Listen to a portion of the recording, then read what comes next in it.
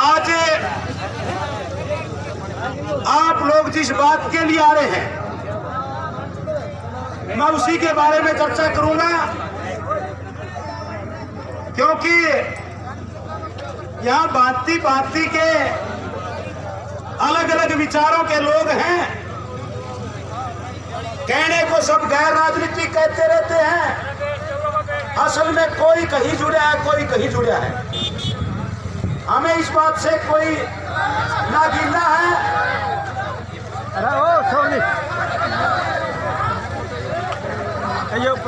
भाई आराम से वापिस यूट्यूब से आज के पेड़ आराम से आप पे आओ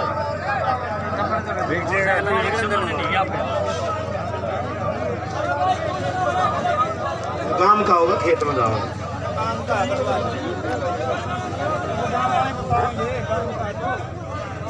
काम वाले बता दो काम का शाम का खेत काम वाले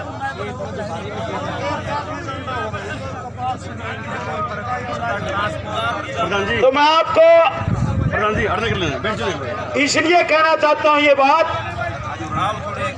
कि असल में यहाँ व्यक्तियों का सवाल नहीं है। जो भी साथी जिस पार्टी में जिस नेता से जुड़ा है उसको उसकी बात ठीक लगती है और दूसरे के बारे में कुछ भी कह सकता है। ये अच्छी बात नहीं है। मेरी सभी से अपील है, आने वाले वक्ताओं से किसी पार्टी किसी नेता के बारे में कोई भी या किसी किस्म का कमेंट्स ना करे, ये अच्छा रहेगा। जहां तक बात है और खट्टर की दुष्यंत की, ये व्यक्ति नहीं है, ये आज के राज के मालिक हैं।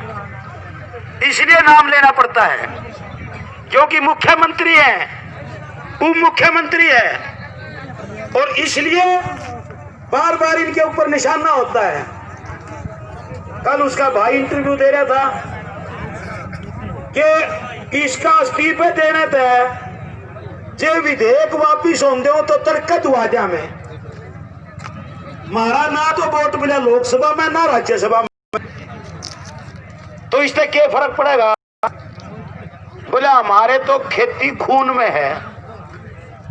हम उस भाई से एक ही बात कहना चाहते हैं, सरकार में वो इसलिए कहना चाहते हैं, अरे तो माल मंडी है, ये 6 जिला के अंदर लाखों एकड़ कपास बर्बाद होगी, सूख की बिल्कुल खत्म हो।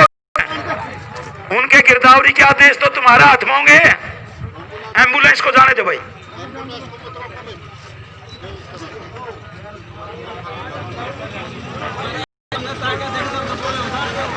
तो वो भी नहीं करवाया जो उसके हाथ की बात है। और ये सवाल व्यक्तियों का नहीं है मेरे किसान भाइयों, आड़ती भाइयों, ये सवाल है नीतियों का जो आपने समझने की जरूरत है। अगर आप नीति के तौर पे इसको ना समझोगे तो आप गाड़ी बकते रहो, पहले वाले को बकते रहो, ईब वाले को बकते रहो, आगे किसका लाओगे उसको भी बकते रहोगे। सवाल समझने का है कि जब से अपने देश के अंदर WTO की नीतियां लागू करनी शुरू हुई, अब बहुत से मेरे भाई यहाँ खड़े हैं, उनने न्यू ही नहीं बेरा हुआ WTO से के बहुत लोग हैं।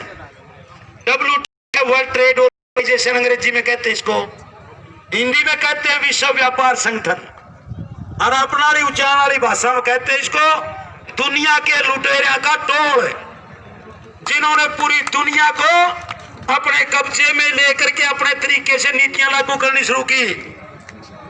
और उसी का नतीजा है जब अपना देश उसका मेंबर बन गया, अपने ऊपर भी वह नीतियां लागू करनी शुरू हुई।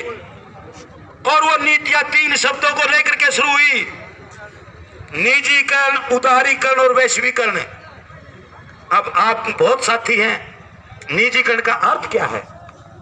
निजीकरण का मतलब है कि जनता की जो संपत्ति है, जनता के टैक्स से, हमारे बुजुर्गों के खून पसीने की कमाई से जो भी हमने स्कूल, कॉलेज, यूनिवर्सिटी, पानी की टंकी, बस, रेल, ये साधन खड़े कर लिए जो जनता के साधन हैं, इनको अगर बेच दिया जाए, मान ले बड़ौदा में पानी की टंकी है, इसको बेच दिया जाए और दिल्ली का सेठ इसको खरीद ले, तो मर्जी उस सेठ की होगी जो इसका मालिक होगा कि कै रुपए का पीपा भरा, कै रुपए की टोकनी भरा। यह है निजीकरण, यानी जनता की संपत्ति की मलकियत के ऊपर किसी एक व्यक्ति का अधिकार होना और उसकी मनमर्जी चलना। दूसरा उन्होंने कहा कि वैश्वीकरण की नीति लागू करो। वैश्वीकरण का मतलब है कि पूरी दुनिया एक हो जाए, खुला हो जाए व्यापार, कहीं से भी कोई चीज खरीदे कहीं बेचे, ये छूट होनी चाहिए व्यापारियों की। लेकिन ये समान समान के लिए छूट दी है, आदमियों की छूट नहीं है। अगर समान की छूट दी है तो ये भी फैसला कर दो पूरी दुनिया में कि कोई कहीं बसो कहीं रहो। अगर यह छूट दे दे, ये छोरे तो नाचते फिरे उरे, ये उरे थोड़े रहेंगे, ये कनाडा में जाएंगे, अमेरिका में जाएंगे, लेकिन नहीं जा सकते। आदमी आने जाने की छूट नहीं है, वहां तो पासपोर्ट भी चाहिए, वीजा भी चाहिए, शर्तें भी लगेगी, लेकिन माल की छूट है, कोई कहीं ले कहीं बेचो व्यापारियों के लिए। ये था वैश्वीकरण। और फिर उदारीकरण। उदारीकरण का मतलब क्या? उदार हो जो, नरम हो जो, यानी आयात और निर्यात की नीतियों के ऊपर जो प्रतिबंध और टैक्स हमारी सीमाओं के ऊपर लगा रखे हैं, विदेशी माल आएगा उसके लिए खोल दो, वो खोल दिए। इन नीतियों का प्रभाव खेती के ऊपर भी आना था। मैं कर्मचारियों का प्रधान होता था,